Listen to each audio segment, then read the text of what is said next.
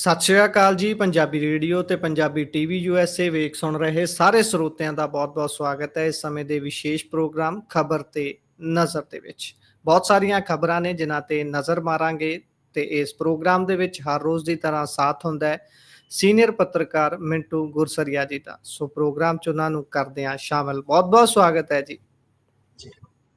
ਸ਼ੁਕਰੀਆ ਸਾਰਿਆਂ ਨੂੰ। ਸਤਿ ਸ੍ਰੀ ਅਕਾਲ ਜੀ।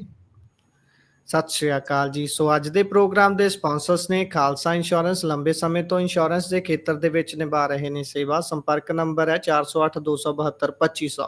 ਟਿਰਕਿਆਣਾ ਇਮੀਗ੍ਰੇਸ਼ਨ ਲਾ ਫਰਮ। ਜੇ ਟਿਰਕਿਆਣਾ ਹੁਣਾਂ ਨਾਲ ਸੰਪਰਕ ਕਰ ਸਕਦੇ ਹੋ ਜੇਕਰ ਇਮੀਗ੍ਰੇਸ਼ਨ ਬਾਬਤ ਕਿਸੇ ਤਰ੍ਹਾਂ ਦੀ ਸਲਾਹ ਕਰਨੀ ਹੈ। Baljinder Singh Nijjar Woodland Krishan Dhanota Yuba City GN lube ਵਾਲੇ ਟਰੱਕ ਵਾਸ਼ ਕਰਦੇ ਨੇ, ਆਇਲ ਚੇਂਜ ਕਰਦੇ ਨੇ, 에ਅਰ ਬ੍ਰੇਕਸ ਦਾ ਕੰਮ ਤਸੱਲੀ ਬਖਸ਼ ਕਰਦੇ ਨੇ। ਤੁਸੀਂ ਇਹਨਾਂ ਦੇ ਕੋਲੋਂ ਨਵੇਂ ਪੁਰਾਣੇ ਟਾਇਰ ਵੀ ਖਰੀਦ ਸਕਦੇ ਹੋ। ਲੋਕੇਸ਼ਨ ਸੈਂਟਾਨੀਲਾ ਦੇ ਵਿੱਚ ਹੈ। ਨਿੰਮਾ ਸਹੂਤਾ ਹੁਣਾਂ ਦਾ ਨੰਬਰ ਹੈ 209 277 0113। Jaswinder Singh Nagra Roseville, Avtar Singh Sangha Yuba City, Baldev Singh Kang Yuba City. ਬਹੁਤ ਬਹੁਤ ਧੰਨਵਾਦ ਹੈ ਇਹਨਾਂ ਸਾਰੇ ਸਪਾਂਸਰਸ ਦਾ। ਹੁਣ ਰੁਕ ਕਰਦੇ ਹਾਂ ਜੀ ਖਬਰਾਂ ਦਾ। ਸਭ ਤੋਂ ਪਹਿਲੀ ਖਬਰ ਜਿਸ ਤੇ ਆਪਾਂ ਨਜ਼ਰ ਮਾਰਨੀ ਹੈ, ਪੀਐਮ ਦੌਰੇ ਦੇ ਉੱਪਰ ਮਾਨ ਹੋਣੀ ਜੰਮ ਕੇ ਬਰਸੇ ਨੇ ਜੀ। ਵੈਸੇ ਤਾਂ ਇਹਨਾਂ ਦੀ ਆਦਤ ਹੈ ਕਿਸੇ ਤੇ ਵੀ ਬਰਸ ਜਾਂਦੇ ਨੇ। ਕਿਸਾਨ ਸਾਹਮਣੇ ਆ ਗਏ ਉਸ ਤੇ ਬਰਸ ਜਾਂਦੇ ਨੇ ਤੇ ਪਿੱਛੋਂ ਜੇ ਕਿਸੇ ਨੇ ਹਲਕੀ ਜੀ ਕੰਨ 'ਚ ਕੋਈ ਗੱਲ ਕਹਿਤੀ ਤਾਂ ਆਪਣੇ ਹੀ ਮੰਤਰੀ ਤੇ ਬਰਸ ਜਾਂਦੇ ਨੇ। ਤੇ ਬਾਕੀ ਹੁਣ ਜੇ ਤੇ ਬਰਸਣਾ ਉੱਤੇ ਵੀ ਬਰਸ ਗਏ ਨੇ। ਭਾਵੇਂ ਜ਼ਰਾ ਚਾਨਣਾ। ਗੁਰਦਾਸ ਮਾਨ ਦਾ ਇੱਕ ਗੀਤ ਹੈ, ਸਾਵਣ ਤੇ ਬੀਤ ਗਿਆ ਵੇ ਛੱਡ ਸ਼ਿਕਵਾ ਕੀ ਕਰਨਾ। ਸਾਵਣ ਤੇ ਬੀਤ ਗਿਆ ਵੇ ਛੱਡ ਸ਼ਿਕਵਾ ਕੀ ਕਰਨਾ, ਤੂੰ ਮਾਲਕ ਮਰਜ਼ੀ ਦਾ ਜਦੋਂ ਮਰਜ਼ੀ ਬਰਸ ਲਵੀਂ। ਦਿਲ ਦੌਲਤ ਹੈ ਤੇਰੀ ਜਦ ਮਰਜ਼ੀ ਖਰਚ ਲਵੀਂ। ਸੋ ਗੱਲ ਇਹ ਆ ਕਿ ਮਰਜ਼ੀ ਦੇ ਮਾਲਕ ਹੈ ਸਰ ਜੀ, ਜਿੱਥੇ ਮਰਜ਼ੀ ਜਦੋਂ ਮਰਜ਼ੀ ਬਰਸ ਲੈ। ਅੱਛਾ ਗੁਰਪ੍ਰੀਤ ਜੀ, ਗੱਲ ਚਲੋ ਅੱਜ ਥੋੜੀ ਜਿਹੀ ਆਪਾਂ ਹੱਟ ਨਹੀਂ ਕਰਦੇ ਹਾਂ। ਪੀਐਮ ਦੇ ਦੌਰਿਆਂ ਨੂੰ ਮੈਂ ਵੀ ਕ੍ਰਿਟੀਸਾਈਜ਼ ਕੀਤਾ ਹੈ ਔਰ ਉਸ ਵੇਲੇ ਕੀਤਾ ਹੈ ਜਦੋਂ ਪ੍ਰਧਾਨ ਮੰਤਰੀ ਦੇ ਤੌਰ ਤੇ ਇਹਨਾਂ ਦੀ ਪਹਿਲੀ ਪਾਰੀ ਸੀ ਜੀ। ਉਸ ਵੇਲੇ ਮਤਲਬ ਕਿ ਇੱਕ ਗੱਲ ਬਣ ਗਈ ਸੀ ਕਿ ਇਹ ਇੰਡੀਆ 'ਚ ਸਿਰਫ ਲੀੜਿਆਂ ਵਾਲਾ ਬੈਗ ਚੱਕਣੀ ਆਉਂਦੀ ਹੈ। ਜੀ ਦੇਖੋ, ਕੌਮਾਂਤਰੀ ਕੂਟਨੀਤੀ ਦੇ ਵਿੱਚ ਪ੍ਰਧਾਨ ਮੰਤਰੀਆਂ ਦੇ ਦੌਰੇ ਮਹੱਤਵਪੂਰਨ ਹੁੰਦੇ ਆ, ਪਰ ਜਦੋਂ ਸਾਨੂੰ ਦੂਸਰੇ ਮੁਲਕਾਂ ਦਾ ਸਾਥ ਦਰਕਾਰ ਸੀ ਜੀ, ਜਿਸ ਵੇਲੇ, ਉਸ ਵੇਲੇ ਤੇ ਸਾਡੇ ਨਾਲ ਕੋਈ ਖਲੋਤਾ ਨਹੀਂ। ਉਲਟਾ ਜਿਸ ਪਾਕਿਸਤਾਨ ਨੂੰ ਪਾਣੀ ਪੀ ਪੀ ਕੇ ਕੋਸਦੇ ਆ ਉਹਦੇ ਨਾਲ ਛਾਤੀ ਢਾਹ ਕੇ ਚੀਨ, ਤੁਰਕੀਏ ਤੇ ਕਈ ਹੋਰ ਮੁਲਕ ਖਲੋਤਾ ਹੈ। ਪੱਟ ਪਿਆ ਸੋਨਾ ਜਿਹੜਾ ਕੰਨਾਂ ਨੂੰ ਖਾਵੇ। ਜਿਹੜੀ ਚੀਜ਼ ਨੇ ਕੰਮ ਹੀ ਨਹੀਂ ਆਉਣਾ ਫਿਰ ਉਹਦੇ ਤੇ ਟਾਈਮ ਜ਼ਾਇਆ ਕਰਨ ਦਾ ਕੀ ਫਾਇਦਾ। ਪਰ ਫਿਰ ਵੀ ਚਲੋ, ਪ੍ਰਧਾਨ ਮੰਤਰੀ ਸ਼ਾਇਦ ਮੈਨੂੰ ਲੱਗਦਾ ਕਿ ਉਹਨਾਂ ਨੂੰ ਰਿਟਾਇਰਮੈਂਟ ਦਾ ਇੱਕ ਪਲਾਨ ਦੇ ਦਿੱਤਾ ਗਿਆ। ਸ਼ਾਇਦ ਉਹਨਾਂ ਨੇ ਆਪ ਹੀ ਤੈਅ ਕਰ ਲਿਆ ਤੇ ਘੁੰਮ ਫਿਰ ਕੇ ਉਹ ਮੇਲਾ ਦੇਖ ਰਹੇ ਆ। ਚਲੋ ਨਾ ਵੀ ਸਹੀ, ਘੁੰਮਣਾ ਫਿਰਨਾ ਉਹਨਾਂ ਦੀ ਫਿਤਰਤ ਹੈ। ਮੈਂ ਤੁਹਾਨੂੰ ਦੱਸਿਆ ਨਾ ਕਿ ਇਹ ਪ੍ਰਧਾਨ ਮੰਤਰੀ ਤੇ ਮੁੱਖ ਮੰਤਰੀ ਪੰਜਾਬ, ਇਹ ਦੋਵੇਂ ਨਾਟਕੀ ਸ਼ਖਸੀਅਤਾਂ ਨੇ। ਜੇ ਇਹਨਾਂ ਦੇ ਵਿਅਕਤਿਤਵ ਨੂੰ ਤੁਸੀਂ ਦੇਖੋਗੇ, ਇਹਨਾਂ 'ਚ ਸਮਾਨਤਾਵਾਂ ਬਹੁਤ ਨਜ਼ਰ ਆਉਣਗੀਆਂ। ਇੱਕ ਘੁਮੱਕੜ ਵੀ ਨੇ, ਇੱਕ ਕੈਮਰਾ ਜੀਵੀ ਵੀ ਨੇ, ਇਹ ਲਫ਼ਬਾਜ਼ੀ ਬਹੁਤ ਕਰਦੇ ਨੇ, ਇਹ ਕਦੇ ਵੀ ਝੂਠ ਬੋਲ ਕੇ ਮੰਨਦੇ ਨਹੀਂ ਕਿ ਅਸੀਂ ਝੂਠ ਬੋਲਿਆ। ਕਾਲਪਨਿਕ ਗੱਲਾਂ ਬਹੁਤ ਕਰ ਜਾਂਦੇ ਨੇ, ਕਾਲਪਨਿਕ ਕਰੈਕਟਰ ਖੜੇ ਕਰ ਜਾਂਦੇ ਨੇ, ਇਤਿਹਾਸ ਨੂੰ ਬਹੁਤ ਤੋੜ ਮਰੋੜ ਜਾਂਦੇ ਆ। ਮਤਲਬ ਮੇਰੇ ਵਾਸਤੇ ਇਹ ਦੋਵੇਂ ਹੀ ਜਿਹੜੇ ਸਨਮਾਨਯੋਗ ਅਹੁਦਿਆਂ ਤੇ ਇਹ ਅਹੁਦੇਦਾਰ ਨੇ, ਇਹ ਬਹੁਤ ਨਾਟਕੀ ਵਿਅਕਤਿਤਵ ਵਾਲੇ ਤੇ ਬਹੁਤ ਸਮਾਨਤਾਵਾਂ ਰੱਖਦੇ ਨੇ। ਇਹ ਇਤਫਾਕ ਮੇਰੇ ਖਿਆਲ ਦੇ ਨਾਲ ਕਦੇ ਕਦਾਈ ਹੋਇਆ ਹੋਵੇਗਾ ਇਸ ਚੀਜ਼ 'ਚ। ਹੁਣ ਬਤੌਰ, ਚਲੋ ਮੈਂ ਕ੍ਰਿਟਿਕ, ਮੈਂ ਵੀ ਕਹਿ ਦਿੱਤਾ ਕਿ ਪ੍ਰਧਾਨ ਮੰਤਰੀ ਦੇ ਦੌਰਿਆਂ ਤੇ, ਕਿਉਂਕਿ ਦੇਖੋ ਜਿਹੜੀ ਆਡੀਅנס ਤੁਹਾਨੂੰ ਸਾਲਾਂ ਤੋਂ ਸੁਣਦੀ ਹੁੰਦੀ ਆ, ਤੁਸੀਂ ਉਹਦੇ ਤੋਂ ਬਚ ਨਹੀਂ ਸਕਦੇ। ਕਿਤੇ ਆਪਣੇ ਸਟੈਂਸ ਨੂੰ ਚੇਂਜ ਕਰਨਾ ਹੋਏਗਾ, ਤੁਹਾਨੂੰ ਪਹਿਲਾਂ ਆਪਦੀ ਆਡੀਅנס ਨੂੰ ਅਪਡੇਟ ਕਰਨਾ ਪਏਗਾ ਕਿ ਹੁਣ ਆਹ ਵਜ੍ਹਾ ਹੈ ਕਿ ਮੈਂ ਉਸ ਵੇਲੇ ਤੋਂ ਇਸ ਵੇਲੇ 8ਵੀਂ ਗੱਲ ਕਰ ਰਿਹਾ ਤਾਂ ਉਹਦੇ ਪਿੱਛੇ ਮੇਰਾ ਲੌਜਿਕ ਹੈ। ਆਡੀਅנס ਨੇ ਫਿਰ ਤੈਅ ਕਰਨਾ ਹੁੰਦਾ, ਜੋ ਤੁਹਾਡੇ ਪਿਆਰ ਕਰਨ ਵਾਲੇ ਹੁੰਦੇ ਆ, ਕਿ ਹਾਂ ਇਹ ਜੈਨੂਇਨ ਆ ਜਾਂ ਇਹ ਕੋਈ ਮਤਲਬ ਪ੍ਰਸਤੀ ਕਰ ਰਿਹਾ, ਉਹ ਉਹਨਾਂ ਤੇ ਛੱਡ ਦਿਓ। ਮੈਂ ਅੱਜ ਵੀ ਕਹਿਣਾ ਕਿ ਪ੍ਰਧਾਨ ਮੰਤਰੀ ਦੇ ਦੌਰਿਆਂ ਦਾ ਫਲ ਮਿਲਣਾ ਚਾਹੀਦਾ। ਦੌਰੇ ਭਾਵੇਂ ਉਹ 7 ਚੋਂ 6 ਦਿਨ ਹੋਰ ਲਾ ਦੇਣ, ਪਰ ਜਿਸ ਜੀ ਜੀ। ਵੇਲੇ ਤੁਹਾਨੂੰ ਜ਼ਰੂਰਤ ਹੋਵੇ ਤੇ ਤੁਹਾਡੇ ਨਾਲ ਕੋਈ ਖਲੋਵੇ ਨਾ, ਤੇ ਫਿਰ ਉਹ ਸ਼ਰੀਕੇ ਦਾ, ਭਾਈਚਾਰੇ ਦਾ, ਆਂਢ ਗੁਆਂਢ ਦਾ, ਸੱਜਣ ਤਾਈ ਦਾ ਕਰਨਾ ਵੀ ਕੀ। ਜੀ ਸਾਡੇ ਪਿੰਡ ਨਾ ਇੱਕ ਟੈਂਪੂ ਕਹਿ ਦਿੰਦੇ ਸੀ, ਅੱਜ ਕੱਲ੍ਹ ਟੈਂਪੂ ਸ਼ਬਦ ਤੇ ਹਾਸਾ ਨਿਕਲ ਜਾਂਦਾ ਆਮ ਬੰਦਿਆਂ ਦਾ, ਜੀ ਪਰ ਜੀ ਜੀ ਉਹ ਹੁੰਦੇ ਸੀਗੇ ਮਤਲਬ ਕਿ ਨਾ ਉਹ ਅੱਗੇ ਹੁਣ ਤਾਂ ਪਤਾ ਨਹੀਂ ਪਿੰਡਾਂ 'ਚ ਹੁੰਦੇ ਕਿ 3 ਪਹੀਏ ਹੁੰਦੇ ਸੀ ਉਹਦੇ, ਤੇ ਜੀ ਅਗਲੇ ਪਹੀਏ ਦਾ ਇੰਜਨ ਲੱਗਾ ਹੁੰਦਾ ਸੀ ਖੱਟਾ ਜਿਹਾ, ਭੂੰਡ ਵੀ ਕਹਿ ਦਿੰਦੇ ਸੀ ਜੀ ਜੀ ਉਹਦੇ ਤੇ। ਮੈਂ ਛੋਟੇ ਹੁੰਦੇ ਚੜ੍ਹਦਾ ਰਿਹਾ, ਤੇ ਉਹਦੇ ਤੇ ਇੱਕ ਬੜੀ ਸਾਡਾ ਇੱਕ ਮਸ਼ਹੂਰ ਕਰੈਕਟਰ ਹੁੰਦਾ ਸੀ, ਭੋਲਾ। ਭੋਲੇ ਦਾ ਟੈਂਪੂ ਵੱਜਦਾ ਹੁੰਦਾ ਸੀ, ਜੀ ਤੇ ਉਹਦੇ ਪਿੱਛੇ ਲਿਖਿਆ ਹੁੰਦਾ ਸੀ, ਯਾਰ, ਹਥਿਆਰ ਤੇ ਰਿਸ਼ਤੇਦਾਰ, ਲੋੜ ਤੋਂ ਜੀ ਪਹਿਲਾਂ ਹੀ ਰੱਖ ਲਈਏ। ਮੈਨੂੰ ਅੱਜ ਵੀ ਬਚਪਨ ਦੀ ਉਹ ਪੜ੍ਹੀ ਗੱਲ ਯਾਦ ਹੈ। ਯਾਰ, ਇਹਨੂੰ ਨੋਟ ਕਰ ਲਓ, ਤੁਸੀਂ ਕਿਤੇ ਜੀ ਬੋਲ ਵੀ ਸਕਦੇ ਹੋ। ਯਾਰ, ਹਥਿਆਰ ਤੇ ਰਿਸ਼ਤੇਦਾਰ, ਲੋੜ ਪੈਣ ਤੋਂ ਪਹਿਲਾਂ ਹੀ ਰੱਖ ਲਓ। ਲੋੜ ਵੇਲੇ ਇਹ ਤੁਹਾਡੇ ਕੰਮ ਨਾ ਆਏ ਤਾਂ ਗਏ ਤੁਸੀਂ। ਜੀ ਜੀ ਮਤਲਬ ਕਿ ਇਹੀ ਗੱਲ ਆ ਕਿ ਸਾਨੂੰ ਕੌਮਾਂਤਰੀ ਕੂਟਨੀਤੀ ਦੇ ਵਿੱਚ ਜਦੋਂ ਲੋੜ ਸੀ, ਉਦੋਂ ਨਹੀਂ ਕੋਈ ਖਲੋਤਾ। ਇਹ ਸਵਾਲ ਨਰਿੰਦਰ ਮੋਦੀ ਨੂੰ ਪੁੱਛਣ 'ਚ ਕੋਈ ਹਰਜ਼ ਨਹੀਂ। ਔਰ ਜੇ ਸਾਡੇ ਪ੍ਰਧਾਨ ਮੰਤਰੀ ਨੂੰ, ਮੁੱਖ ਮੰਤਰੀ ਇਹ ਸਵਾਲ ਪੁੱਛਦੇ ਨੇ, ਤੇ ਫਿਰ ਕੋਈ ਇਤਰਾਜ਼ ਵੀ ਨਹੀਂ ਹੋਣਾ ਚਾਹੀਦਾ। ਖੈਰ, ਇਹਨਾਂ ਨੇ ਕਿਹਾ ਕਿ ਇਹ ਸੰਸਦ ਦੇ ਵਿੱਚ ਕਿਸੇ ਨੂੰ ਬੋਲਣ ਨਹੀਂ ਦਿੰਦੇ ਜਿੱਥੇ ਮੁੱਦੇ ਜੀ ਉੱਠਦੇ ਆ। ਸੰਸਦ ਸ਼ੁਰੂ ਹੋਈ ਹੈ ਤੇ ਮੋਦੀ ਜੀ ਖੁਦ ਇੰਗਲੈਂਡ ਚਲੇ ਗਏ। ਰਾਜ ਸਭਾ ਦੇ ਸਭਾਪਤੀ ਨੇ ਅਸਤੀਫਾ ਦੇ ਦਿੱਤਾ। ਭਾਈ ਸਾਹਿਬ, ਸੰਸਦ ਕਿਸ ਗੱਲ ਲਈ ਬੁਲਾਈ ਹੈ? ਆ ਕੇ ਬੁਲਾ ਲੈਂਦੇ। ਇੱਕ ਦੇਸ਼ ਦੇ ਵਿੱਚ ਤਾਂ ਜਾਂਦੇ ਨਹੀਂ, ਜੀ ਹੁਣ ਮਾਲਦੀਵ ਜਾਣਗੇ। ਕੋਈ ਤੇ ਦੇਸ਼ ਪਸੰਦ ਆ ਗਿਆ ਤੇ ਉੱਥੇ ਇਹ ਜਹਾਜ਼ ਉਤਾਰ ਦਿੰਦੇ ਆ। ਕੋਈ ਹੋਰ ਜਹਾਜ਼, ਜੀ ਮਤਲਬ ਕਿ ਕੋਈ ਹੋਰ ਪਸੰਦ ਆ ਗਿਆ, ਉੱਥੇ ਜਹਾਜ਼ ਉਤਾਰ ਦਿੰਦੇ ਆ। ਜਿੱਥੇ 140 ਕਰੋੜ ਲੋਕ ਰਹਿੰਦੇ ਆ, ਉੱਥੇ ਆਉਣਾ ਹੀ ਪਸੰਦ ਨਹੀਂ ਕਰਦੇ, ਯਾਨੀ ਇੰਡੀਆ। ਜੀ ਜੀ ਤਾਂ ਮਤਲਬ ਕਿ ਉਹ ਕਹਿੰਦੇ ਥੋੜੀ ਦੇਰ ਰਹਿ ਗਈ, ਆਖਰ ਆ ਕੇ ਰਹਿਣਾ ਤੇ ਇੱਥੇ ਹੀ ਆ। ਕਬੂਤਰ ਦੀ ਜੀ ਤਰ੍ਹਾਂ ਅੱਖਾਂ ਬੰਦ ਕਰਕੇ ਸਮੱਸਿਆ ਖਤਮ ਨਹੀਂ ਹੁੰਦੀ। ਹੁਣ ਦੇਖੋ, ਇਹ ਕਹਿੰਦੇ ਆ ਕਿ ਸਮੱਸਿਆਵਾਂ ਹੱਲ ਕਰਨੀਆਂ ਪੈਣਗੀਆਂ, ਜਦ ਵੀ ਬੁਲਾਓਗੇ ਅਸੀਂ ਆ ਜਾਵਾਂਗੇ। ਜੀ ਤੇ ਇੱਥੇ ਕਾਂਗਰਸ ਬਦਲ ਨਹੀਂ ਹੈ, ਕਿਉਂਕਿ ਕਾਂਗਰਸ ਭਾਜਪਾ ਦੇ ਨਾਲ ਮਿਲੀ ਹੋਈ ਹੈ। ਜੀ ਤੇ ਤੀਸਰੇ ਬਦਲ ਦੇ ਰੂਪ ਦੇ ਵਿੱਚ ਕਹਿੰਦੇ ਕਿ ਝਾੜੂ ਨੂੰ ਬਟਨ ਜੀ ਦਬਾਉਣ ਦੇ ਨਾਲ ਕਿਸਮਤ ਬਦਲ ਜਾਏਗੀ। ਮੁੱਖ ਮੰਤਰੀ ਇਹ ਕਹਿ ਰਹੇ ਨੇ ਜੀ, ਠੀਕ ਹੈ। ਇਹ ਤੇ ਹੋ ਗਈ ਜੀ ਇਹਨਾਂ ਦੀ ਗੱਲ, ਜਿਹੜੀ ਕਿ ਇਹਨਾਂ ਨੇ ਪ੍ਰਧਾਨ ਮੰਤਰੀ ਤੇ ਤੰਜ਼ ਕੱਸਿਆ ਹੈ। ਇਹ ਗੁਜਰਾਤ ਦੇ ਵਿੱਚ ਬੋਲ ਰਹੇ ਸੀ, ਠੀਕ ਹੈ ਜੀ। ਜੀ ਤਾਂ ਇੱਥੇ ਇਹਨਾਂ ਨੇ ਜਾ ਕੇ ਹੁਣ ਪ੍ਰਚਾਰ ਕਰਨਾ ਸਟਾਰਟ ਕਰ ਦਿੱਤਾ। ਇੱਥੋਂ ਹੀ ਆਪਾਂ ਹੁਣ ਗੱਲ ਨਵੇਂ ਸਿਰੇ ਤੋਂ ਸ਼ੁਰੂ ਕਰਦੇ ਹਾਂ ਤੇ ਇੱਥੇ ਖਤਮ ਕਰਦੇ ਹਾਂ।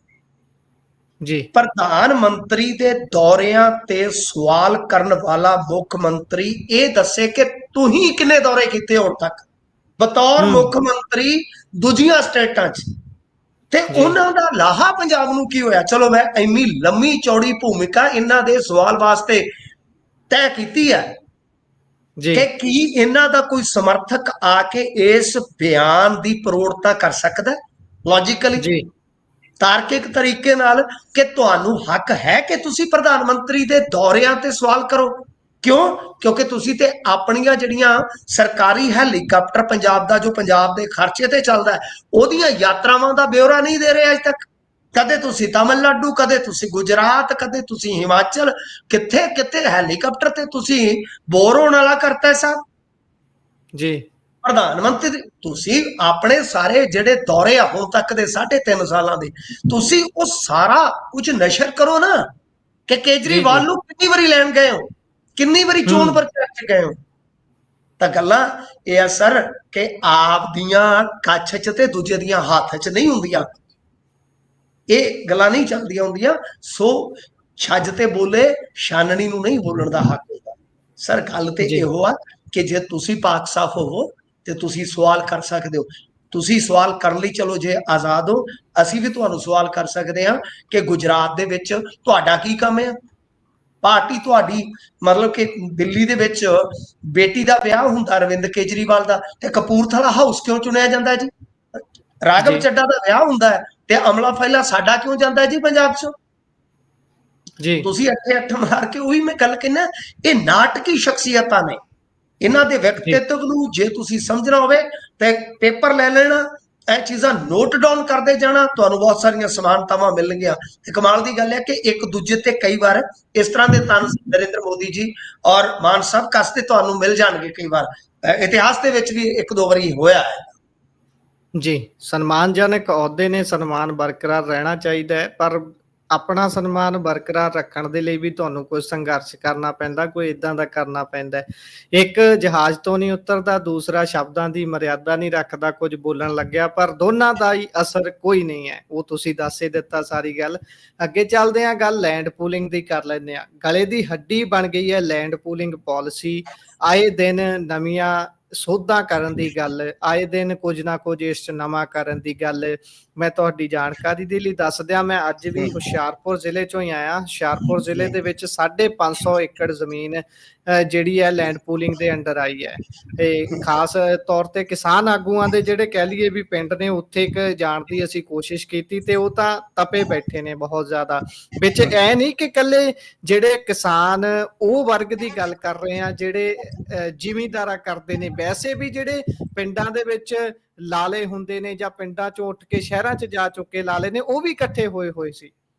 ਕਹਿਣ ਦਾ ਭਾਵ ਇਹੋ ਜਿਹੀ ਕਹਿ ਲਈਏ ਲੋਕਾਂ ਦੀ ਵੰਡ ਹੈ, ਉਹ ਵੀ ਇਕੱਠੇ ਹੋ ਕੇ ਉੱਥੇ ਆਏ। ਉਹਨਾਂ ਨੇ ਬਹੁਤ ਸਾਰੀਆਂ ਗੱਲਾਂ ਰੱਖੀਆਂ ਵੀ ਅਸੀਂ ਨਹੀਂ ਦੇਣੀ ਚਾਹੁੰਦੇ ਕਿਸੇ ਵੀ, ਤੁਸੀਂ ਕੋਈ ਵੀ ਕਹਿੰਦੇ ਬਣਾ ਲਓ ਇਹਦੇ ਲਈ ਪਾਲਿਸੀ ਕਿਸੇ ਵੀ ਤਰੀਕੇ ਨਾਲ, ਅਸੀਂ ਦੇਣੀ ਨਹੀਂ। ਤੁਸੀਂ 1 ਲੱਖ ਛੱਡ ਕੇ 10 ਲੱਖ ਦੇ ਦਿਓ, ਪਰ ਪ੍ਰਤੀ ਸਾਲ ਅਸੀਂ ਨਹੀਂ ਦੇਣੀ, ਸਾਡੀ ਸਿੱਧੀ ਕਲੀਅਰ ਕੱਟ ਗੱਲ ਹੈ। ਪਰ ਤੁਸੀਂ ਪਾਇਓ ਚਾਨਣਾ ਕਿ ਜਿੱਦਾਂ ਮੈਂ ਹੁਸ਼ਿਆਰਪੁਰ ਦੀ ਗੱਲ ਕਰ ਰਿਹਾ, ਬਾਕੀ ਜਗ੍ਹਾ ਪੰਜਾਬ ਦੇ ਵਿੱਚ ਕੀ ਹਾਲ ਹੈ। ਸਰਕਾਰ ਦੀ ਕਹਿੰਦੇ ਵੀ 160 ਤੋਂ ਜ਼ਿਆਦਾ ਸਰਪੰਚ ਆ ਕੇ ਮੰਨ ਗਏ ਵੀ ਪਾਲਿਸੀ ਬਹੁਤ ਚੰਗੀ ਹੈ, ਹੁਣ ਤਾਂ ਲਾਗੂ ਹੋਊਗੀ। ਨਹੀਂ, ਤੁਸੀਂ ਲੋਕਾਂ ਦੀ ਗੱਲ ਬਖੂਬੀ ਕੀਤੀ, ਪਰ ਤੁਸੀਂ ਇੱਕ ਮੇਰੀ ਗੱਲ ਨਾਲ ਵੀ ਸਹਿਮਤ ਹੋਵੋਗੇ ਕਿ ਮੈਂ ਜਿਹੜੀ ਤੁਹਾਨੂੰ ਗੱਲ ਕਹੀ ਸੀ ਕਿ ਜੇਕਰ ਇਹ ਮੈਸੇਜ ਧੁਰ ਤੱਕ ਚਲਾ ਗਿਆ ਕਿ ਇਹ ਜ਼ਮੀਨਾਂ ਖੋ ਰਹੇ ਆ ਜੀ, ਜ਼ਮੀਨਾਂ ਲੈ ਨਹੀਂ ਰਹੇ, ਜ਼ਮੀਨਾਂ ਖੋ ਰਹੇ ਆ, ਤਾਂ ਫਿਰ ਇਹਨਾਂ ਦੀ ਇਹ ਪਾਲਿਸੀ ਹੀ ਨਹੀਂ, ਇਹਨਾਂ ਦੀ ਆਉਣ ਵਾਲੇ ਸਮੇਂ ਦੇ ਵਿੱਚ ਪੋਲਿਟਿਕਸ ਹੀ ਕਸੂਤੀ ਫਸ ਸਕਦੀ ਹੈ। ਮੈਂ ਤੁਹਾਨੂੰ ਕਿਹਾ ਸੀ ਜੀ ਜੀ, ਤਾਂ ਇਸੇ ਕਰਕੇ ਹੀ ਕਿਹਾ ਸੀਗਾ ਕਿ ਇਹ ਪ੍ਰਚਾਰ ਤੰਤਰ ਇਹਨਾਂ ਦਾ ਜੋ ਮਰਜ਼ੀ ਆ, ਕਿਉਂਕਿ ਕੱਲ ਆਪਣੇ ਕੋਲ ਜੋ ਜਾਣਕਾਰੀ ਸੀਗੀ ਕਿ ਸਤਿੰਦਰ ਜੈਨ ਨੇ ਫਿਰ ਕੁਝ ਲੀਡਰ ਸੱਦੇ ਆ, ਕਿਉਂਕਿ ਦੇਖੋ ਇਹ ਸਾਰੇ ਪ੍ਰੋਜੈਕਟ ਦੀ ਵਾਗਡੋਰ ਸਤਿੰਦਰ ਜੈਨ ਕੋਲ ਆ, ਜੈਨ ਕੋਲ ਹੈ ਜੀ। ਤਾਂ ਹੀ ਆ ਤਾਂ ਨਾ ਗੁਰਪ੍ਰੀਤ ਜੀ ਕਿ ਸਤਿੰਦਰ ਜੈਨ ਨੇ ਤਾਂ 30,000 ਮੁਆਵਜ਼ਾ ਤੈਅ ਕਰ ਦਿੱਤਾ ਹੋਏਗਾ, ਕਿੱਲੇ ਦਾ 30,000 ਠੇਕਾ ਕਿੱਥੇ ਜੀ। ਤਾਂ ਹੀ ਇਕਾਈ ਜਿਹੜੀ ਮੁੱਢਲੀ ਉਹ ਕਿੱਲਾ ਰੱਖ ਦਿੱਤਾ, ਕਨਾਲਾ ਨਹੀਂ ਰੱਖੀਆਂ ਜੀ। ਕਿਉਂਕਿ ਜੇ ਕੋਈ ਪੰਜਾਬੀ ਨੀਤੀ ਨਿਰਮਾਤਾ ਹੁੰਦਾ ਤੇ ਉਹ ਇਹਨਾਂ ਗੱਲਾਂ ਵੱਲ ਧਿਆਨ ਰੱਖਦਾ। ਘੱਟੋ ਘੱਟ ਇਹਨਾਂ ਨੇ ਨਕਸ਼ਾ ਦੇਖਿਆ, ਮਹੱਤਵਪੂਰਨ ਲੋਕੇਸ਼ਨਾਂ ਵੇਖੀਆਂ ਜੀ ਜੀ, ਤੇ ਜਿੱਦਾਂ ਭਾਰਤ ਅਤੇ ਪਾਕਿਸਤਾਨ ਦੇ ਦਰਮਿਆਨ ਲੀਕ ਖਿੱਚ ਦਿੱਤੀ ਗਈ ਸੀ, ਲਹਿੰਦਾ ਚੜ੍ਹਦਾ ਪੰਜਾਬ ਚੀਰ ਦਿੱਤੇ ਗਏ ਸਨ, ਬਸ ਇਹਨਾਂ ਨੇ ਮਾਰਕ ਕਰ ਦਿੱਤਾ। ਇਦਾਂ ਨਹੀਂ ਪਾਲਿਸੀਆਂ ਚੱਲਦੀਆਂ ਹੁੰਦੀਆਂ। ਤਾਂ ਗੱਲ ਇਹ ਆ ਕਿ ਹੁਣ ਇਹਨਾਂ ਨੇ ਫੇਰ ਲੀਡਰ ਸੱਦੇ ਕਿ ਜਾ ਕੇ ਕਹੋ। ਹੁਣ ਕੁਝ ਲੀਡਰ ਵੀ ਬੋਲ ਰਹੇ ਨੇ ਸਤਿੰਦਰ ਜੈਨ ਅੱਗੇ ਕਿ ਭਾਈ ਇਹਨਾਂ ਗੱਲਾਂ ਦਾ ਅਸੀਂ ਜਵਾਬ ਕੀ ਦਈਏ। ਸਾਡੇ ਕੋਲੋਂ ਜਦੋਂ, ਕਿਉਂਕਿ ਦੇਖੋ ਸਰ, ਤੁਹਾਡੇ ਤੇ 8, 10 ਸਾਲ 15 ਸਾਲ ਦੇ ਬੱਚੇ ਨੂੰ ਵੀ ਇਹਨਾਂ ਚੀਜ਼ਾਂ ਦਾ ਪਤਾ ਹੁੰਦਾ ਕਿ ਜ਼ਮੀਨ ਦਾ ਠੇਕਾ ਕਿੰਨਾ, ਜ਼ਮੀਨ ਦੀ ਕੀਮਤ ਕੀ ਹੈ। ਤੋ ਇਸ ਕਰਕੇ ਮੇਰੇ ਖਿਆਲ ਦੇ ਨਾਲ ਹੁਣ ਇਹ ਕਸੂਤਾ ਫਸ ਗਏ, ਬਹੁਤ ਕਸੂਤਾ ਫਸ ਗਏ ਨੇ, ਤੇ ਇਹਨਾਂ ਨੂੰ ਨਿਕਲਣ ਵਾਸਤੇ ਰਸਤਾ ਨਹੀਂ ਮਿਲ ਰਿਹਾ। ਤੁਸੀਂ ਅੱਜ ਦੇਖੋ ਨਾ ਫਜ਼ੀਅਤ ਕਿੰਨੀ ਹੋ ਰਹੀ ਆ।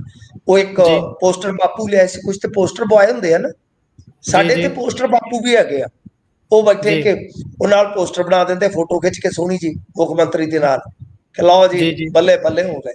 ਉਹੀ ਮੁੱਕਰ ਗਿਆ ਪੋਸਟਰ ਬਾਪੂ ਹੀ, ਉਹ ਕਹਿੰਦਾ ਮੈਂ ਤਾਂ ਸਹਿਮਤ ਹੀ ਹੈ ਨਹੀਂ। ਮੁੱਖ ਮੰਤਰੀ ਤੇ ਮਿਲਿਆ ਸੀ ਕਿਸੇ ਹੋਰ ਕੰਮ, ਇਹਨਾਂ ਨੇ ਨਾਲ ਜੋੜਤਾ ਵੀ ਵਾਹ ਜੀ ਵਾਹ, ਵਾਹ ਜੀ ਵਾਹ, ਲੈਂਡ ਪੂਲਿੰਗ ਨੀਤੀ ਤੇ ਹੋ ਗਈ ਬੱਲੇ ਬੱਲੇ ਬਈ, ਹੋ ਗਈ ਬੱਲੇ ਬੱਲੇ। ਤੇ ਉਹ ਇੱਕ ਮੁੰਡਾ ਹੋਰ ਜਿਹੜਾ ਮੰਤਰੀ ਮੁੰਡੀਆਂ ਸਾਹਿਬ ਦੇ ਸਮਾਗਮ ਦੇ ਵਿੱਚ ਬੋਲ ਰਿਹਾ ਸੀਗਾ ਕਿ ਹਾਂਜੀ 1 ਲੱਖ ਬਹੁਤ ਵਧੀਆ ਵਧੀਆ, ਉਹ ਕਹਿੰਦਾ ਜੀ ਜਾਣੇ ਜਾਣ ਚ ਮੈਥੋਂ ਬੋਲਿਆ ਗਿਆ, ਮੈਂ ਤੇ ਆਪ ਨਹੀਂ ਸਹਿਮਤ ਇਹਦੇ ਨਾਲ। ਲਓ ਕਰ ਲਓ ਗੱਲ। ਯਾਰ ਕਿਸ ਤਰ੍ਹਾਂ ਦਾ ਝੂਠਾ ਤੰਤਰ ਸਿਰ ਚ ਰਹੇ ਹੋ ਤੁਸੀਂ। ਤੁਹਾਨੂੰ ਚਾਹੀਦਾ ਸੀਗਾ ਕਿ ਜਿੱਥੇ ਜਿੱਥੇ ਇਹ ਡਿਵੈਲਪ ਹੋ ਸਕਦੀ ਆ ਸੋਸਾਇਟੀ, ਜਿੱਥੇ ਜਿੱਥੇ ਮਤਲਬ ਕਿ ਤੁਸੀਂ ਇਹ ਸੋਸਾਇਟੀਆਂ ਜਾਂ ਬਿਲਡਿੰਗਾਂ ਬਣਾ ਸਕਦੇ ਹੋ, ਜਿੱਥੇ ਜਿੱਥੇ ਡਿਮਾਂਡ ਹੈ ਉੱਥੇ ਉੱਥੇ ਮਾਰਕ ਕਰਦੇ, ਉੱਥੇ ਉੱਥੇ ਸਟੇਕ ਹੋਲਡਰਸ ਨੂੰ ਭਰੋਸੇ ਚ ਲੈਂਦੇ ਕਿ ਬਾਈ ਆਪਣਾ ਇੱਥੇ ਇੱਥੇ ਫਾਇਦਾ ਹੋ ਸਕਦਾ ਹੈ। ਜੀ ਇਹਦੇ ਨਾਲੋਂ ਤੇ ਮੇਰੇ ਖਿਆਲ ਦੇ ਨਾਲ ਸਾਡਾ ਆਈਡੀਆ ਇਹ ਹੋਣਾ ਚਾਹੀਦਾ ਕਿ ਜੇ ਅਸੀਂ ਉਦਯੋਗ ਵਾਲੇ ਪਾਸੇ ਹੋਈਏ, ਘਰ ਬਣਾ ਕੇ ਵੇਚਣ ਦੇ ਨਾਲ, ਸਾਡੇ ਕੋਲ ਉਦਯੋਗਿਕ ਇਕਾਈਆਂ ਵੱਧ ਹੋਣ ਤੇ ਉਹਦੇ ਵਾਸਤੇ ਅਸੀਂ ਇੱਕ ਲੈਂਡ ਦਾ ਬੈਂਕ ਤਿਆਰ ਕਰੀਏ ਜੀ ਤਾਂ ਜੀ ਕਿ ਅਸੀਂ ਬਾਹਰੋਂ ਇਨਵੈਸਟਰਸ ਨੂੰ ਖਿੱਚੀਏ ਕਿ ਸਾਡੇ ਕੋਲ ਆ ਬੈਂਕ ਪਿਆ ਜੀ, ਆ ਕੇ ਚੱਕੋ, ਇਹਦੇ ਵਿੱਚ ਕਿਸਾਨ ਦਾ ਸ਼ੇਅਰ ਰੱਖ ਲਓ ਜਾਂ ਕਿਸਾਨ ਦਾ ਰੁਜ਼ਗਾਰ ਰੱਖ ਲਓ।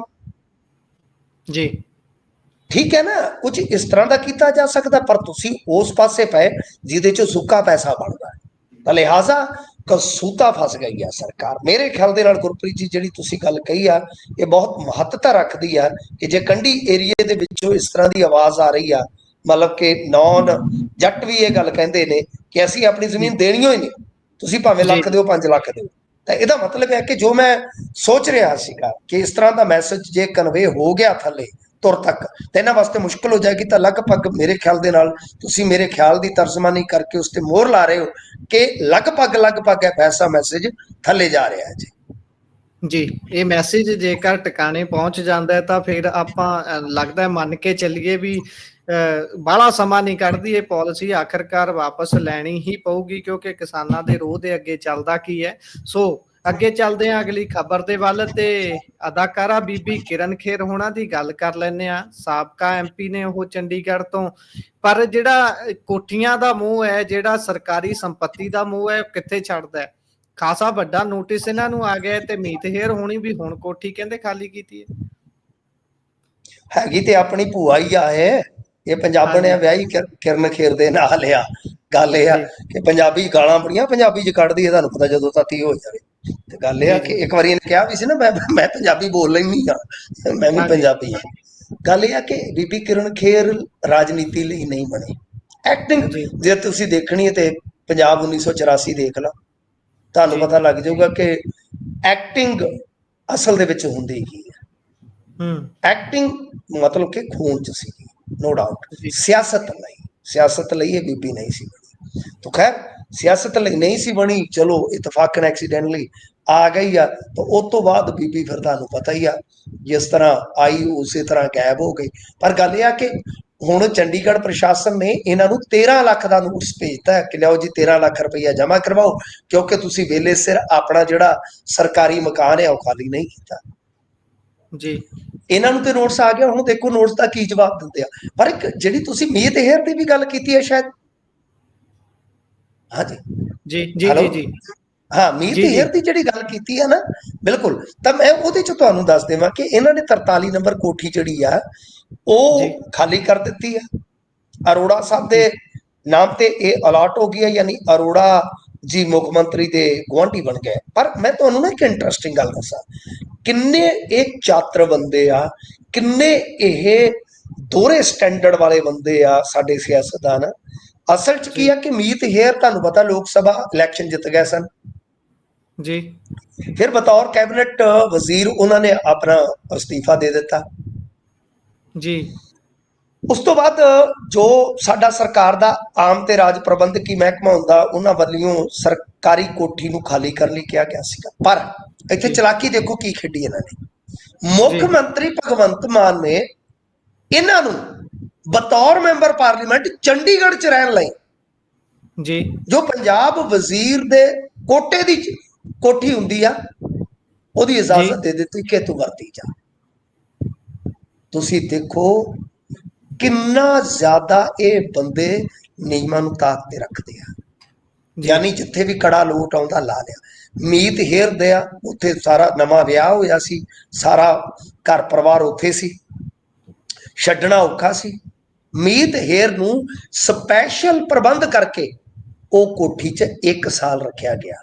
ਤੇ ਜੇ ਉਹ ਪ੍ਰਬੰਧ ਨਾ ਹੁੰਦਾ 1 ਸਾਲ ਦਾ ਬਜ਼ਾਰੂ ਰੈਂਟ ਤੁਸੀਂ ਦੇਖ ਲਓ ਚੰਡੀਗੜ੍ਹ ਦਾ ਕਿੰਨਾ ਬਣਨਾ ਸੀ, ਤੇ ਲਗਭਗ ਬਰਾਬਰ ਹੀ ਆ ਜਾਣਾ ਸੀ, ਨੋਟਸ ਬਰਾਬਰ ਹੀ ਆ ਜਾਣਾ ਸੀ। ਤੂੰ ਕਰ ਲਾ ਜੋ ਵੀ ਕਰਨਾ, ਨਹੀਂ ਬਾਅਦ 'ਚ ਬਰਾਬਰ ਕੱਢਾਂਗੇ। ਤਾਂ ਇੱਥੇ ਬਰਾਬਰ ਵੰਜ ਕੱਢਿਆ ਜਾਣਾ ਸੀ, ਪਰ ਬਚਾਇਆ ਕਿਹਨਾਂ ਨੇ? ਬਚਾਇਆ ਮਾਨਯੋਗ ਮੁੱਖ ਮੰਤਰੀ ਸਾਹਿਬ, ਜਿਹੜੇ ਕਹਿੰਦੇ ਆ ਮੈਨੂੰ ਸਾਰੀਆਂ ਪਤਾ, ਮੈਂ ਤਾਂ ਖੱਡਾਂ ਬੰਦ ਕਰ ਦੂੰ। ਮਤਲਬ ਕਿ ਕਿੱਥੇ ਲੀਕੇਜ ਹੈ? ਸਾਰਾ ਇੱਥੇ ਲੀਕੇਜ ਹੁੰਦੀ ਹੈ, ਇੱਥੇ ਲੀਕੇਜ ਹੁੰਦੀ ਹੈ। ਯਾਨੀ ਉਹ ਆਉਂਦੇ ਹੁੰਦੇ ਆ ਨਾ ਦੀਪ ਦੀਪ ਬਾਲੀਏ ਦੀਵਾਲੀ ਬਣ ਜਾਂਦੀ ਹੈ, ਨਿੱਕੀ ਨਿੱਕੀ ਖੁਸ਼ੀ ਖੁਸ਼ਹਾਲੀ ਬਣ ਜਾਂਦੀ ਹੈ।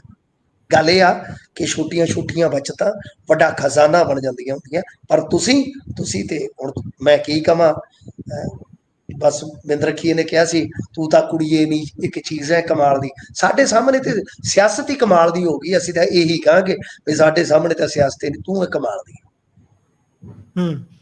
ਜੀ ਜੀ। ਸੋ ਜੇਕਰ ਆਪਾਂ ਅਗਲੀ ਖਬਰ ਦਾ ਇਸ ਚ ਰੁਖ ਕਰੀਏ ਤਾਂ ਸੁਖਪਾਲ ਖਹਿਰਾ ਨੇ ਦੋਸ਼ ਲਾਏ ਨੇ ਵੱਡੇ, ਕਿਸ ਤੇ ਲਾਏ ਨੇ ਵੱਡੇ ਦੋਸ਼?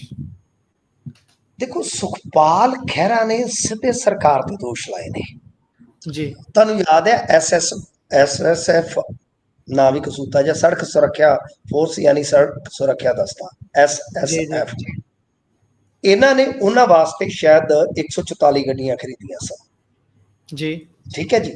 144 ਗੱਡੀਆਂ ਜਿਹੜੀਆਂ ਖਰੀਦੀਆਂ ਸੀਗੀਆਂ, ਇਹਨਾਂ ਨੇ ਉਹਨਾਂ ਦੇ ਡਾਕੂਮੈਂਟ ਜਿਹੜੇ ਆ ਉਹ ਪੇਸ਼ ਕੀਤੇ ਆ ਜੀ।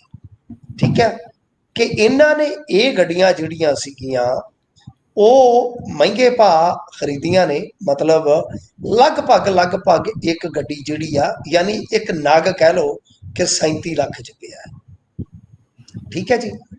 ਉਸ ਤੋਂ ਬਾਅਦ ਇਹਨਾਂ ਨੇ ਕਿਹਾ ਕਿ ਕਿਉਂਕਿ ਇਹ ਜਿਹੜੀਆਂ ਟੋਇਟਾ ਕੰਪਨੀ ਦੀਆਂ ਹਾਈਲੈਕਸ ਗੱਡੀਆਂ ਸੀਗੀਆਂ ਜਿਹੜੀਆਂ, ਇਹ ਇੱਥੇ ਵਿਕ ਨਹੀਂ ਸੀ ਰਹੀਆਂ। ਯਾਨੀ ਇੰਡੀਆ 'ਚ ਇਹਨਾਂ ਦੀ ਕੋਈ ਵਿਕਰੀ ਪਿੱਕਾ ਤੁਹਾਨੂੰ ਪਤਾ, ਬਾਹਰ ਤਾਂ ਹੈਗੀਆਂ ਨੇ ਇਹਨਾਂ ਦੀਆਂ ਬਹੁਤ ਵਿਕਰੀ ਹੁੰਦੀਆਂ ਪਿੱਕਾ, ਤੁਹਾਨੂੰ ਪਤਾ ਬਹੁਤ ਮਸ਼ਹੂਰ ਹੈ। ਠੀਕ ਹੈ ਨਾ ਜੀ। ਤਾਂ ਮਤਲਬ ਇਹ ਕਹਿੰਦੇ ਨੇ ਕਿ ਭਾਈ, ਇਹਨਾਂ ਦੇ ਕਹਿਣ ਦਾ ਮਤਲਬ ਇਹ ਆ ਕਿ ਅਸਲ ਦੇ ਵਿੱਚ ਕੀ ਆ ਕਿ ਇਹਨਾਂ ਨੇ ਫੁੱਲ ਪੇਮੈਂਟ ਕੀਤੀ, ਕੋਈ ਇਹਨਾਂ ਨੇ ਡਿਸਕਾਊਂਟ ਨਹੀਂ ਲਿਆ। ਜਦ ਕਿ ਉਹਨਾਂ ਨੇ ਇੱਕ ਵੇਲੇ, ਕਿਉਂਕਿ ਦੇਖੋ ਉਹਨਾਂ ਨੇ ਪ੍ਰੈਸ ਕਾਨਫਰੰਸ ਕੀਤੀ, ਉਸ ਤੋਂ ਬਾਅਦ ਮੈਂ ਉਹਨਾਂ ਤੋਂ ਕਾਗਜ਼ਾਤ ਮੰਗਵਾਏ ਉਹਨਾਂ ਦੀ ਟੀਮ ਤੋਂ ਕਿ ਚੈੱਕ ਤੇ ਕਰੀਏ ਨਾ, ਕਿਉਂਕਿ ਪ੍ਰੈਸ ਕਾਨਫਰੰਸ ਦੇ ਵਿੱਚ ਕੋਈ ਬੰਦਾ ਕੀ ਬੋਲ ਰਿਹਾ, ਜਾਂ ਤਾਂ ਆਪਾਂ ਪ੍ਰੈਸ ਕਾਨਫਰੰਸ 'ਚ ਮੌਜੂਦ ਹੋਈਏ ਤੇ ਕਾਪੀ ਹਾਸਲ ਕਰ ਲਈਏ ਜੀ, ਤੇ ਜਾਂ ਫਿਰ ਉਹ ਜਨਤਕ ਕਰੇ ਤਾਂ ਹੀ ਆਪਾਂ ਨੂੰ ਪਤਾ ਲੱਗੇਗਾ ਨਾ। ਮੈਂ ਉਹਨਾਂ ਤੋਂ ਪੇਪਰ ਮੰਗਾਇਆ ਤਾਂ ਉਹਦੇ 'ਚ ਇੱਕ ਹੈਰਾਨੀਜਨਕ ਤੱਥ ਆ।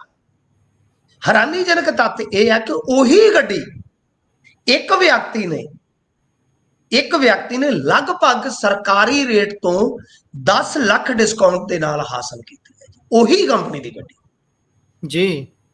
ਮਤਲਬ 144 ਗੱਡੀਆਂ ਦਾ ਫਲੀਟ ਇੱਕ ਕੰਪਨੀ ਤੋਂ ਲਿਆ ਜਾਂਦਾ ਹੈ ਤਾਂ ਉੱਥੇ ਇੱਕ ਪੈਨੀ ਦਾ ਵੀ ਡਿਸਕਾਊਂਟ ਨਹੀਂ ਹੈ।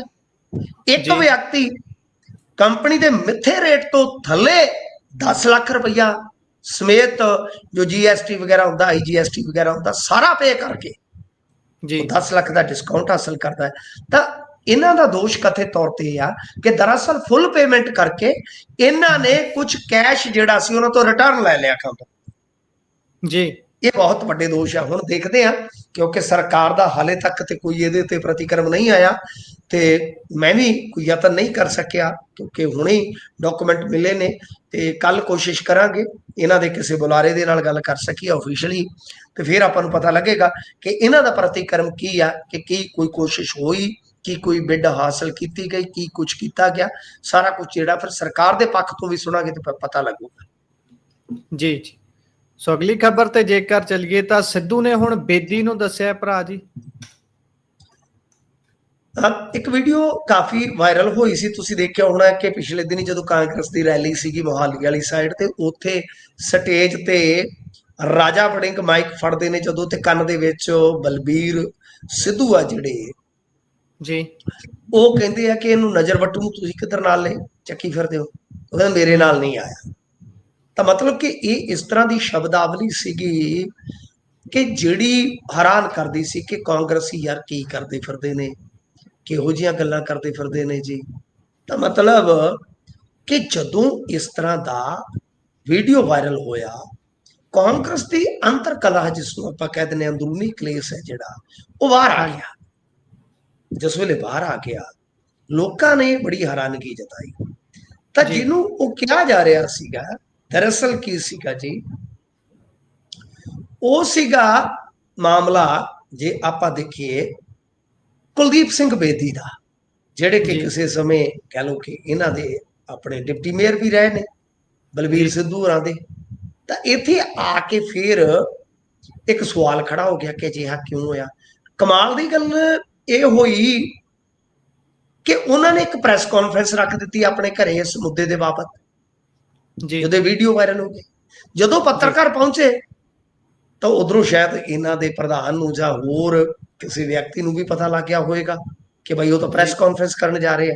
ਤਾਂ ਫਿਰ ਇਹਨਾਂ ਨੇ ਕੀ ਕੀਤਾ ਸਰ, ਕਿ ਨਾਲ ਦੀ ਨਾਲ ਜਦੋਂ ਪੱਤਰਕਾਰ ਗਏ ਕਿ ਹਾਂਜੀ ਦੱਸੋ ਕੀ ਆ, ਕੀ ਕਹਿਣਾ ਹੈ, ਤਾਂ ਉਹ ਕਹਿੰਦੇ ਜੀ ਕਿ ਦੇਖੋ ਗੱਲ ਇਹ ਆ ਬਈ, ਹੁਣ ਮੈਂ ਜਿਹੜੇ ਮੁੱਦੇ ਤੇ ਪੱਤਰਕਾਰ ਵਾਰਤਾ ਸੱਦੀ ਸੀ ਉਹ ਇੱਕ ਵਾਰੀ ਕੈਂਸਲ ਆ ਸਾਡੀ।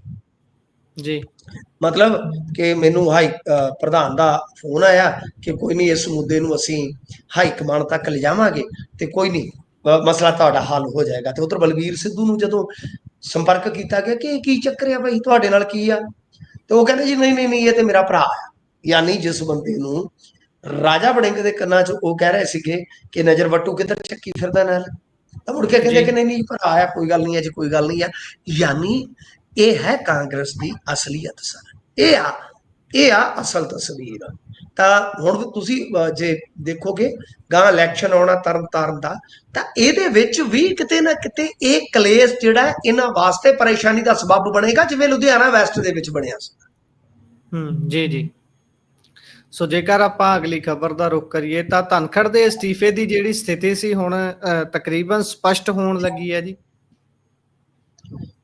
हाँ जी, ये साफ आ। हुण देखो गल ये आ कि जदों भी तुसी, मैं तुहानूं एक छोटा जिहा नुकता देना, तुहाडी जिंदगी च कम आएगा जी, कि जे तुसी कहानी नूं गुंजल नूं कौमी पॉलिटिक्स नूं समझना है तां संघ पक्षी ते भारतीय जनता पार्टी दी सरकार पक्षी मीडिया दी कवरेज देखो, यानी जिस नूं तुसी गोदी मीडिया कहंदे हो। जी जी, ठीक है जी। जद तुसी ਉਹਨੂੰ ਦੇਖੋਗੇ ਗੌਰ ਦੇ ਨਾਲ, ਉਹ ਇੱਕ ਨੈਰੇਟਿਵ ਬਣਾਉਣਗੇ। ਵੈਸੇ ਪੰਜਾਬੀ ਬਹੁਤ ਹੀ ਸ਼ਬਦ ਦੀਪ ਸਿੱਧੂ ਤੋਂ ਬਾਅਦ ਇਹ ਸ਼ਬਦ ਇਸਤੇਮਾਲ ਕਰਦੇ ਕਿ ਸਾਡੇ ਖਿਲਾਫ ਨੈਰੇਟਿਵ ਬਣਾਇਆ ਜਾ ਰਿਹਾ ਜੀ। ਅਸਲ ਦੇ ਵਿੱਚ ਨੈਰੇਟਿਵ ਜਿਹੜੇ ਆ ਹਰੇਕ ਗੱਲ ਤੇ ਨਹੀਂ ਬਣਾਏ ਜਾਂਦੇ ਹੁੰਦੇ ਜੀ। ਬਿਰਤਾਂਤ ਸਿਰਜਣਾ ਕਿਸੇ ਖਾਸ ਮਾਮਲੇ 'ਚ ਹੁੰਦੀ ਹੈ, ਬਾਕੀ ਹਵਾ ਹਵਾਈ ਯੱਕੜ ਹੁੰਦੇ ਆ। ਤਾਂ ਜਿਸ ਵੇਲੇ ਤੁਸੀਂ ਗੌਰ ਨਾਲ ਦੇਖੋਗੇ ਧਨਖੜ ਦੇ ਮਾਮਲੇ 'ਚ ਜਿੰਨੀ ਇਹ ਇੱਕ ਲਸ਼ਕਰੇ ਤੋਇਬਾ ਹੈ ਨਾ, ਤੇ ਜੇ ਕਹੀਏ ਅਸੀਂ ਕਹਿੰਦੇ ਨੇ ਕਿ ਲਸ਼ਕਰੇ ਨੋਇਡਾ ਵੀ ਹੈ। ਇਹ ਜਿਹੜਾ ਲਸ਼ਕਰੇ ਨੋਇਡਾ ਹੈ, ਇਸਨੇ ਜਿਸ ਤਰ੍ਹਾਂ ਦੀ ਰਿਪੋਰਟਿੰਗ ਕੀਤੀ ਉਹਦੇ 'ਚ ਧਨਖੜ ਨੂੰ ਗਦਾਰ ਕਿਹਾ ਗਿਆ, ਲਗਭਗ ਇਨਡਾਇਰੈਕਟਲੀ। ਜੀ। ਜਿਹੜਾ ਬੰਦਾ 6 ਵਜੇ ਤੱਕ ਸਿਹਤਮੰਦ ਸੀ, 1 ਘੰਟੇ ਬਾਅਦ 2 ਘੰਟੇ ਬਾਅਦ ਉਹ ਇੰਨਾ ਬਿਮਾਰ ਕਿਵੇਂ ਹੋ ਗਿਆ ਕਿ ਭਰੀ ਮਹਿਫਲ 'ਚੋਂ ਵਿਦਾ ਹੋ ਗਿਆ। ਜੀ ਜੀ। ਉਹਨੂੰ ਇਨਡਾਇਰੈਕਟਲੀ ਗਦਾਰ ਜਾਂ ਕਹਿ ਲਓ ਕਾਂਗਰਸ ਨਾਲ ਰਲੇ ਹੋਣ ਦਾ ਜਿਹੜਾ ਟੈਗ ਦਿੱਤਾ ਜਾ ਰਿਹਾ, ਉਸ ਕਰਕੇ ਕਿਉਂਕਿ ਇੰਪੀਚਮੈਂਟ ਦਾ ਮਾਮਲਾ ਰਾਜ ਸਭਾ ਦੇ ਵਿੱਚ ਜਿਹੜਾ ਜਸਟਿਸ ਵਰਮਾ ਵਾਲੇ ਨੋਟਾਂ ਦਾ ਮਾਮਲਾ ਸੀ ਉਹ ਲੈ ਆਏ ਜੀ, ਮਨਜ਼ੂਰ ਕਰ ਲਿਆ ਗਿਆ। ਇਹ ਲੋਕ ਸਭਾ 'ਚ ਲੈ ਕੇ ਆਏ, ਇਹਨਾਂ ਨੂੰ ਪਤਾ ਹੀ ਨਹੀਂ ਸੀ ਕਿ ਸਾਡੇ ਬਰੋਬਰ ਤੇ ਰਾਜ ਸਭਾ 'ਚ ਆ ਗਏ। ਤੇ ਇਹ ਇੱਕ ਤਰ੍ਹਾਂ ਨਾਲ ਕਹਿ ਲਓ ਕਿ ਦੱਸਣ ਦਾ ਯਤਨ ਕੀਤਾ ਗਿਆ ਕਿ ਦਰਅਸਲ ਧਨਖੜ ਰਲ ਗਏ ਸਨ ਕਾਂਗਰਸ, ਤੇ ਇਹਨਾਂ ਨੇ ਉਹ ਜਿਹੜਾ ਮਤਾ ਸੀ ਉਹਦੇ ਦਸਤਖਤ ਵੀ ਆਪਦੇ ਘਰੇ ਸੱਦ ਕੇ ਕਾਂਗਰਸੀਆਂ ਨੂੰ ਕਰਵਾ ਲਏ ਜੀ। ਜਦ ਕਿ ਇੱਕ ਮੰਤਰੀ ਜਿਹੜਾ ਬੜਾ ਬੜਬੋਲਾ ਹੈ, ਕਹਿੰਦੇ ਉਹਨੇ ਫੋਨ ਵੀ ਕੀਤਾ ਕਿ ਇਹ ਕੀ ਕੀਤਾ ਤੁਸੀਂ ਜੀ। ਇਹਨਾਂ ਕਿਹਾ ਮੈਂ ਉਪ ਰਾਸ਼ਟਰਪਤੀ ਹਾਂ, ਮੇਰਾ ਅਧਿਕਾਰ ਖੇਤਰ ਹੈ। ਉਹਨੇ ਕਿਹਾ ਬਣਾਇਆ ਕਿਹਨੇ? ਅਸੀਂ ਬਣਾਇਆ, ਅਸੀਂ ਹਟਾ ਦੇਾਂਗੇ ਬਸ। ਫਿਰ ਯਾਨੀ ਸਥਿਤੀ ਕੁੱਲ ਮਿਲਾ ਕੇ ਇਹ ਹੈ ਕਿ ਧਨਖੜ ਜਿਸ ਤਰ੍ਹਾਂ ਮਤਲਬ ਕਿ ਆਏ ਸੀ ਉਸੇ ਤਰ੍ਹਾਂ ਹੀ ਚਲੇ ਗਏ, ਬਸ ਇਦਾਂ ਹੀ ਇਹਨਾਂ ਦਾ ਆਉਣਾ ਹੋਇਆ ਸੀ, ਇਦਾਂ ਹੀ ਇਹਨਾਂ ਦਾ ਜਾਣਾ ਹੋ ਗਿਆ। ਯਾਨੀ ਕੁੱਲ ਮਿਲਾ ਕੇ ਕਹਾਣੀ ਇੱਥੇ ਜੇ ਖਲੋਦੀ ਆ ਕਿ ਧਨਖੜ ਸਾਹਿਬ ਬਿਮਾਰੀ ਦਾ ਬਹਾਨਾ ਲਾ ਕੇ ਵਿਦਾ ਹੋਏ ਆ। ਅਸਲ ਦੇ ਵਿੱਚ ਆਹੀ ਦੋ ਕੁ ਕਾਰਨ ਲੱਗਦੇ ਆ ਜਿਨ੍ਹਾਂ ਦੇ ਕਰਕੇ ਉਹਨਾਂ ਨੂੰ ਅਪਮਾਨ ਦਾ ਘੁੱਟ ਪੀਣਾ ਪਿਆ। ਤਾਂ ਅਸਲ ਦੇ ਵਿੱਚ ਅਸਤੀਫਾ ਜਿਹੜਾ ਹੈ ਨਾ, ਉਹ ਜਿਹੜੀ ਭਾਰਤੀ ਜਨਤਾ ਪਾਰਟੀ ਆ ਜਾਂ ਕਾਂਗਰਸ ਵੀ ਕੁਛ ਹੱਦ ਤੱਕ ਹੈਗੀ ਆ, ਮੈਂ ਸੁਣਿਆ ਕਿ ਜਦੋਂ ਕੋਈ ਵੱਡਾ ਅਹੁਦਾ ਦਿੰਦੇ ਆ ਨਾ ਕਿਸੇ ਨੂੰ, ਅਸਤੀਫਾ ਨਾਲ ਹੀ ਲਿਖਾ ਕੇ ਰੱਖ ਲੈਂਦੇ ਆ, ਸਿਰਫ ਉਹਦੇ ਤੇ ਡੇਟ ਹੀ ਪਾਉਣੀ ਹੁੰਦੀ ਆ ਪਹਿਲਾਂ ਜੀ। ਇੱਕ ਤਾਂ ਲਗਾਉਣ ਵਾਲਿਆਂ ਦਾ ਬੜਾ ਪੰਗਾ ਹੈ, ਜਿਹੜੇ ਲਗਾਉਂਦੇ ਨੇ ਉਹ ਫਿਰ ਪੂਰਾ ਹੋਲਡ ਰੱਖਦੇ ਨੇ ਵੀ ਭਾਈ ਲਾਇਆ ਕਿਨੇ, ਇਹ ਬੜਾ ਤਖੱਲਸ ਮਿੰਟ ਚ ਮੂਹਰੇ ਲਾ ਦਿੰਦੇ ਨੇ। ਸੋ ਇਸੇ ਦੇ ਨਾਲ ਪ੍ਰੋਗਰਾਮ ਤੇ ਵਿਰਾਮ ਲਾਉਂਦੇ ਆ। ਤੁਸੀਂ ਜੁੜੇ ਜਾਣਕਾਰੀਆਂ ਸਾਂਝੀਆਂ ਕੀਤੀਆਂ, ਬਹੁਤ ਬਹੁਤ ਧੰਨਵਾਦ ਜੀ। ਸਤਿ ਸ਼੍ਰੀ ਅਕਾਲ। ਸੋ ਇਹ ਸਨ ਸਾਡੇ ਨਾਲ ਮਿੰਟੂ ਗੁਰਸਰੀਆ ਜੀ। ਵੱਖ-ਵੱਖ ਖਬਰਾਂ ਤੇ ਪਾਇਆ ਚਾਨਣਾ। ਕਿਵੇਂ ਲੱਗਿਆ ਪ੍ਰੋਗਰਾਮ? ਆਪਣੇ ਵਿਚਾਰ, ਰਾਏ, ਟਿੱਪਣੀਆਂ ਜ਼ਰੂਰ ਸਾਂਝਾ ਕਰਿਓ। ਜੁੜੇ ਰਹੋ ਪੰਜਾਬੀ ਰੇਡੀਓ ਤੇ ਪੰਜਾਬੀ ਟੀਵੀ USA ਦੇ ਨਾਲ। ਪ੍ਰੋਗਰਾਮਾਂ ਦੀ ਲਗਾਤਾਰਤਾ ਰਹੇਗੀ ਇਸੇ ਤਰੀਕੇ ਬਰਕਰਾਰ। ਧੰਨਵਾਦ। ਸਤਿ ਸ਼੍ਰੀ ਅਕਾਲ।